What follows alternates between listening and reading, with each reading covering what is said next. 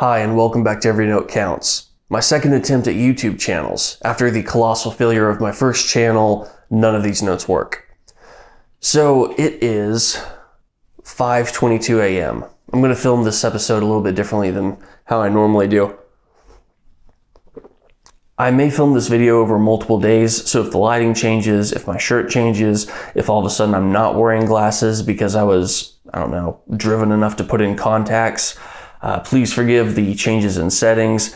We're going to talk a little bit about this episode. A pedal company called JHS, in the event that you have never heard of them, has come up with the idea that during this coronavirus isolation time, people could put different melodic parts, different instrumental parts to this backing track that they had written. So I decided to make a YouTube video on how I'm going to go about creating that. So that's why there was no super fancy, incredibly awesome, mind-melting guitar instrumental intro. There never is, but there was no guitar intro at all in this episode. So that's what we're going to kind of focus on, and I'm going to keep drinking coffee. So what's going to be the approach here? What I'm going to try to do is take this backing track that's only about a little over a minute long, and I'm going to tell you how I am going to go about trying to write this music. Today ended up being much more efficient than I had planned on. I was able to write this 1 minute melody, I was able to practice it, and I was able to record it. So anyway, I just kind of want to talk real quick, since this is now after the fact for me, having written this 1 minute long jam, how do I feel like it ended up actually coming together? Well, I sat down initially and just tried to noodle over it and play around with it, and it sounded terrible. I felt like I was just throwing out pre-canned muscle memory licks that didn't go with anything, and I was very frustrated. So I ended up just stopping, and I would play a little bit of the jam track, pause, think in my head, and then write what I heard in my head.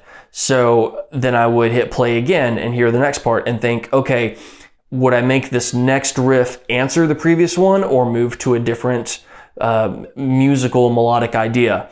And so I just kept building that phrase by phrase and ended up with a product that I'm much happier with than if I just turned it on, pressed play, and started jamming. So all in all, ended up coming together much better than I anticipated, though it really did require a whole lot more of my thinking through the melody than just rote memory of previously learned licks. So I thought that was an interesting thing that I kind of wanted to add. I'm going to give you some of the legwork that I've done so far. So, number one, what key is this song in? This song is in the key of C major or A minor, but it has a happier kind of feel to it. So I'm going to go with C major and try and circle my riffs around C, and try and use that as a melodic home base as opposed to stuff from A minor. Number two, the feel of the song. The song is pretty happy. It's not morose. It's pretty good with the flow. It's not super energetic or hyped up. It's just a pretty chill, neat backing track. It's chill. That's what I would call it, chill. So that means I'm not going to be able to pull out my normal awesome arsenal of shred licks. Just kidding, I don't have those. But instead, I'm going to just really try to go for melody. JHS is going to choose their top 5 videos from all of the submissions. And so I have to look at that and think, how am I going to compete? Well, there are going to be musicians with way more skills than I have. So things like shredding or neat exotic scales, that's out. And there will also be people with more melodic phrasing. Let me put it like that. So that rules that out. So I'm going to do something slightly different, and I'm hopefully just going to make a whole bunch of dumb jokes and write the thoughts that are going through my mind as I do this melodic progression. So, for example, as I'm talking to you right now and trying to articulate my thoughts in one flowing, cohesive manner, some dialogue is going to appear at the bottom of the screen explaining what's going on in my brain right now. And so the whole video will be me, when I finally produce this video for the JHS pedals, it's going to be a video of me playing this music and then some of the thoughts I'm having on my melodic phrasing, trying not to trip up. Okay, let's try this next idea. Well, that didn't work. You know, kind of silly little things like that. That's my goal and my hope for this next video. And so I'm really banking on pulling it off, because if not, then this episode that you're going to see has been a complete waste of time. So, third, scales.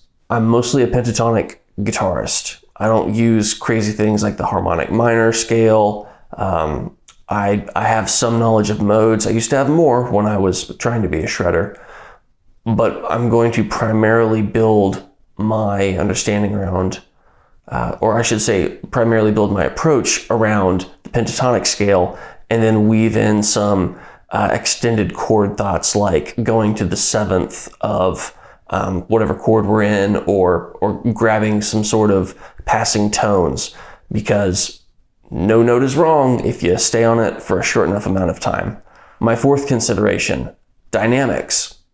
So for dynamics, instead of just kind of going into the song guns a-blazing, since it's more laid back, since it's more chill, I'm going to try and slowly ramp up in intensity, and then take the backing track and follow it. Since the backing track's already there, I'm going to try to let it lead me for how the song should build, as opposed to just choosing a key, choosing some riffs, and dropping them on top of the track.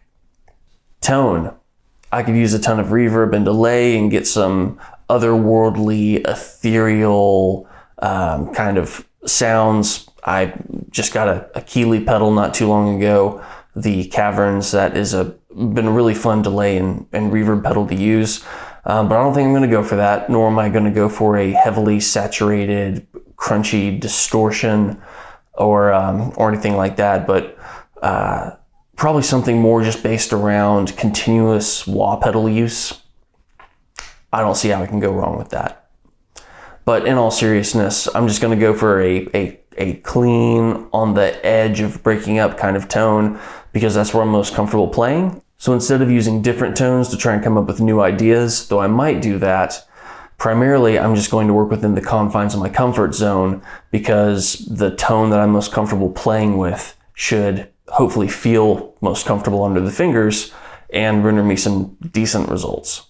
Number 6, listening to the backing track.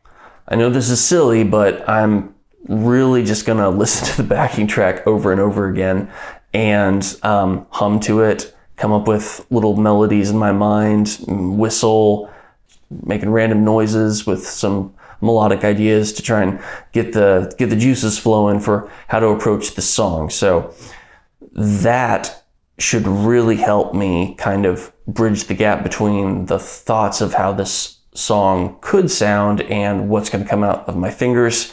And so that's what I'm going to try and do.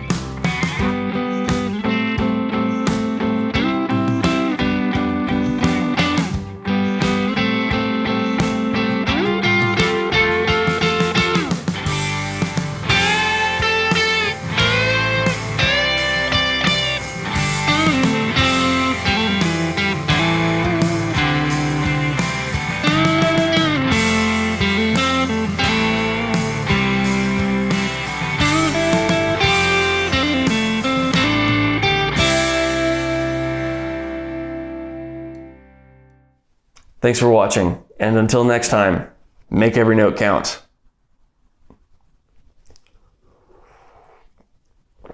I've got to wake up.